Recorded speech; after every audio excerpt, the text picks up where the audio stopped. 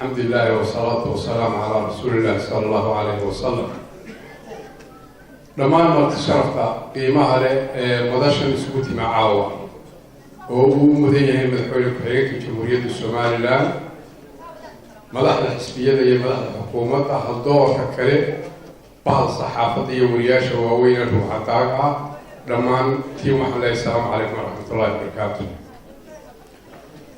وقرين waxaan halkan ka bogaadinayaa Axmed Saciid Cige buugan xusuus qorka qiimaha leh oo caawa halkan ku soo bandhigay ee warjireeda magac baxay waa loo baahnaa Axmed inuu qoro aqoontii iyo waalidiintii ku duugnay Axmed noloshiisa saddexdii marxaladood uu soo maray waqtigii waxbarashada waqtigii uu ka shaqeynayay Soomaaliya gaar ahaan Muqdisho aqoon ma lahayn anigu lama wadaagin hase yeeshee xilligii uu Somaliland yimi Somaliland madax banaanideedii dib ula soo noqotay ayaan Axmed bartay shakhsiyadiisa isagoo aan ahayn wariye BBC markii dambena 99kii waqti aan ku qiyaasayo ayuu noqday wariye BBC barshada ka sokow waxaana dhex maray kulano badan iyo waraysiyo iyo dhacdooyin la xiriira oo aan ka mid ahay runtii Axmed wuxuu ahaa wariye qiimo leh wariyahana waxaa ugu muhiimsan saddex khaslood inuu yeesho dhexdhexaad inuu yahay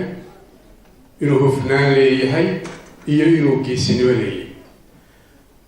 shaqada mihnada saxaafadu waa shaqo adag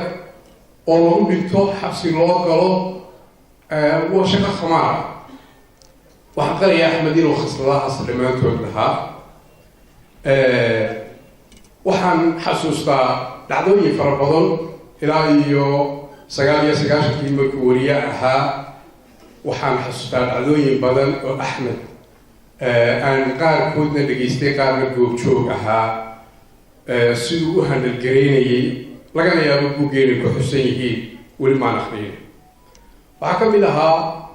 sanadkii 2000 khilaafkii golaha wakiilada jamhuuriyadda Somaliland oo aan ka mid ahaa iyo madaxweynaha dhex maray isla golaha iyaguna qaybsamay waxaan xasuustaa Axmed siduu u taliyey isagoo goobtaa joogay oo dagaal ku dhex maray mudanayaasha qaarkood oo marba Axmed uu saa u boodayo mikrofoonka la boodayo aad baan xasuustaa iyo galabtii markii warkii aan dhageystay dhacdadii aan saaka joogay sidii uu u taliyey ee dhexdhexaad ahay waxaan xasuustaa 2003 doorashadii madaxtooyada Somaliland ugu horreeyay galabtii lagu dhawaaqayay oo xarunta komishinka Axmed taagnaa anigu waxaan joogay Sanaag waxaan u qaabilsanaa xisbiga kulmiyo gobolkaas guul baanu ku hoyanay geeri alla barigaanu diranay meel kasta kulmiyo gelinkii hore halkiisa uu farxadii uu mudaharaaday dalkana waxaa jiray hal sanduuq oo aan la tirin oo magaalada Ballacaanle la ka yimi iyo sanduuq aanu anagu daba soconay haddaan nahay Sanaag reer kulmiye oo magaalo dhalaxda ka yimi oo 700 oo cod oo xisbiga udubi ku jiray oo dacwadda ku wadnay ay ahayd muraaqibkii kulmiye iyo kii uci xagee ka dhacay codkuba hadduu udub raacay waxaa joogay ceergaabo markii la natiijada la yeeriyo goobta lagu yeeriyay telefoonana ma jiraan waxaa la micisaa waa rakaab ayaanu rakaabkii qoladii kulmiye waxba cidima loo jawaabay BBC maanta galabnima la yeeriyay shantii mala Axmed markaasuu ilbirsigiiba warkii yeeriyay siduu u yeeriyay ayaan aad u xasuustaa iyo qaabku u sawiray ay ahayd waa goobaha adag ee wariyaha waay aragii uu dareemada dhinacyada soo ilaalinayo isla markiiba wuxuu waraysay gudoomiyaha xisbiga kulmiye Axmed Siilaayo habeenka eri weyn yiri وأنا يقول هبين كلها أضيال بالنا دقاتي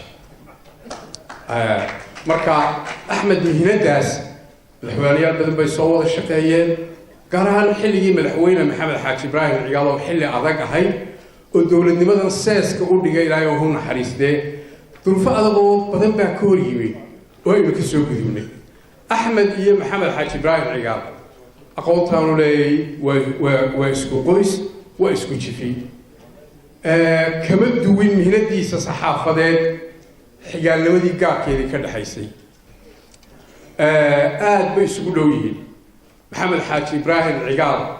قاسال عثمان وهي مدحوينه إني هوري أحمد سعيد العقال إلى عود عثمان وهي يسوره انت سجران ودن سجري مرنا مبدلين سيقد يصير على حدنا ما أحمد سلا صوكة أحمد سيلاينا ورسيه بدل وكقاضي بنقوم كاها أحمد رتي ومن كامر كاينو حوجها بدل وهيو سودا يمهم بيهاي وكبوا قاعدين يا آديا دوم هسنتين سلام عليكم ورحمة الله